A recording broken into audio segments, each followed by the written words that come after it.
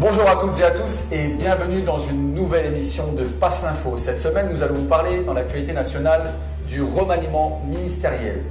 Nous allons aussi vous parler dans l'actualité internationale d'une baronne anglaise qui critique la politique israélienne. On enchaînera avec quelques brèves pour enfin terminer par un le saviez-vous un peu particulier. Y a-t-il un pédophile au CRIF? Et sans plus tarder, nous allons passer à l'actualité nationale avec un titre. On ne change pas une équipe qui perd. Tu veux parler de l'équipe de France? Non, l'équipe de Sarkozy. Ok. Cela faisait 6 mois que Nicolas Sarkozy promettait un remaniement ministériel suite à la défaite électorale de l'UNP aux dernières élections régionales. Il s'agit, par là, de tenter de redonner un deuxième souffle au président de la République, largement affaibli auprès de l'opinion publique française. L'échec des syndicats face à la réforme des retraites promet aux salariés de nouveaux tours de vis qui conduiront à un durcissement beaucoup plus net des conflits sociaux. Par ailleurs, la stigmatisation des populations issues de la diversité, pour employer le langage officiel, continuera afin de faire oublier la crise ou de désigner des boucs émissaires. Il n'y aura, comme vous le savez, aucun changement au niveau international. Les soldats français continueront à mourir en Afghanistan et la politique extérieure française sera toujours alignée sur celle de Tel Aviv. Tout cela, bien sûr, sur fond de crise économique mondiale à laquelle Nicolas Sarkozy, président du G20 en 2011, ne pourra rien. La préparation de l'élection présidentielle de 2012 continuera avec ses promesses, ses querelles de personnes, ses petites phrases, ses provocations. Bref, on abordera toutes les questions, sauf la principale qui est comment libérer la France et sa classe politique du lobby sioniste. Ce n'est pas un hasard si la question du lobby sioniste est taboue dans ces milieux politiques qui se partagent le pouvoir à tour de rôle depuis au moins une quarantaine d'années. L'antisionisme était présent aux élections européennes de 2009 en Île-de-France, permettant d'introduire pour la première fois cette question dans un débat électoral. Un nouveau ton avait été ainsi donné à la campagne européenne et on avait enfin pu parler de certains sujets que la pression du lobby sioniste prétendait pouvoir interdire à l'époque. Il ne faudrait pas que l'élection présidentielle de 2012 soit confisquée par des candidats estampillés tous CRIF. Il sera donc présenté lors de cette élection une des personnalités du parti antisioniste qui continuera à faire entendre la voix de tous les antisionistes. Et ça fera du bien. Actualité internationale.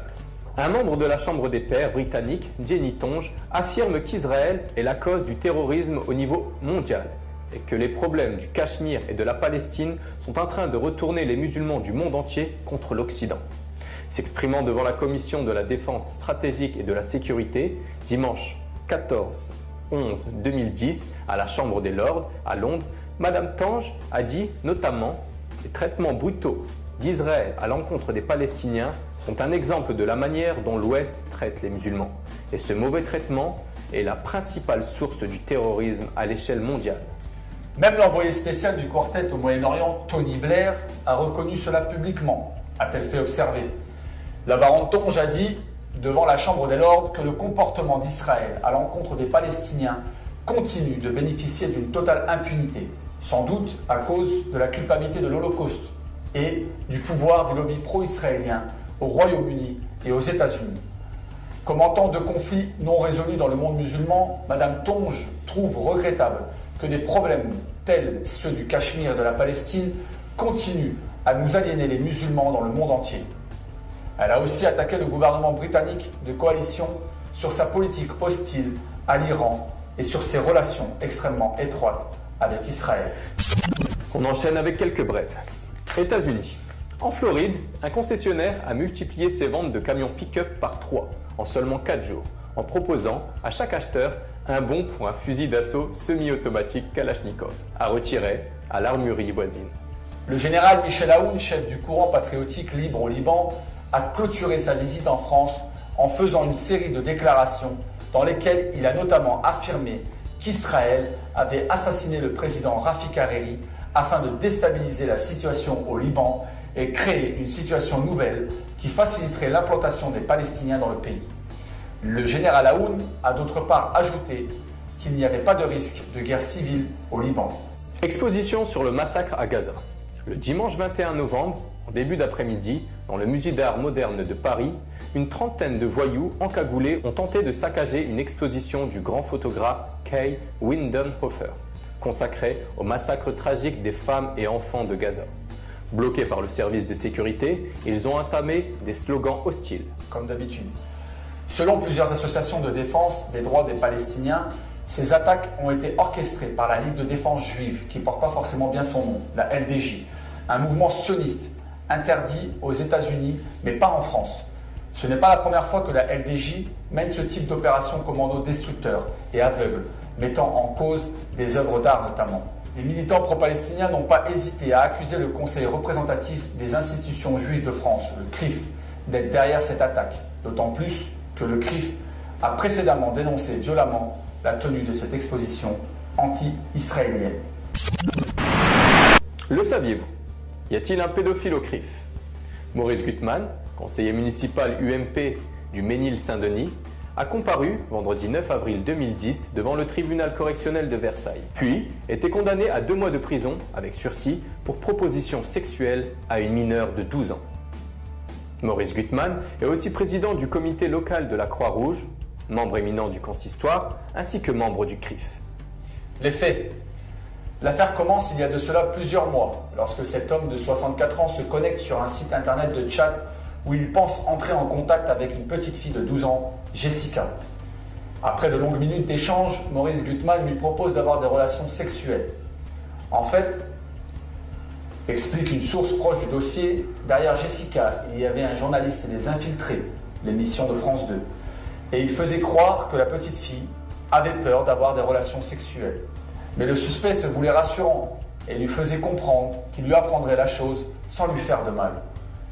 Une fois le dialogue terminé sur Internet, l'homme a été dénoncé par les journalistes à la DCPJ, Direction centrale de la police judiciaire, à Nanterre, en précisant que durant l'émission, les ministres de l'Intérieur et de la Justice seraient interrogés sur ce cas.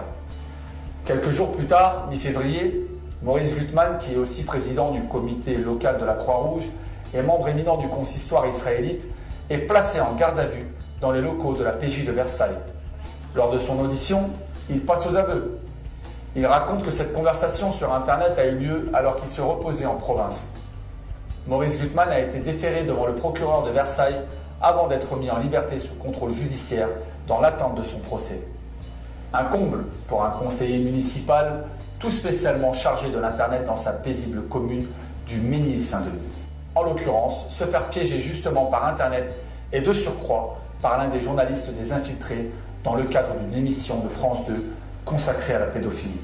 Et plus surprenant encore, l'impressionnant silence des médias sur cette condamnation, alors que le moindre soupçon de prêtre pédophile fait la une de tous les médias. La condamnation nationiste de l'UMP présumé pédophile n'en intéresse aucun. Encore un 2 poids 2 mesures. Comme d'habitude. Nous vous remercions de nous avoir suivis pour cette émission de Passe l'Info. Nous espérons que vous avez apprécié l'actualité de cette semaine et nous vous disons à la semaine prochaine. À la semaine prochaine. Un bon pour un fusil d'assaut semi-automatique Kalachnikov à retirer à l'armurerie voisine. Eh ben dis donc, j'espère que tu as commandé ta pick-up. Ouais. En fait. Tu vas mettre pas ça. Bon, ça, je risque de le mettre par contre. Continue. Maurice Gutmann était condamné à 2 mois de prison avec sursis pour prostitution. Pour proposition. Non, vas-y. Ça, c'est l'info. Et surtout, Passe l'info.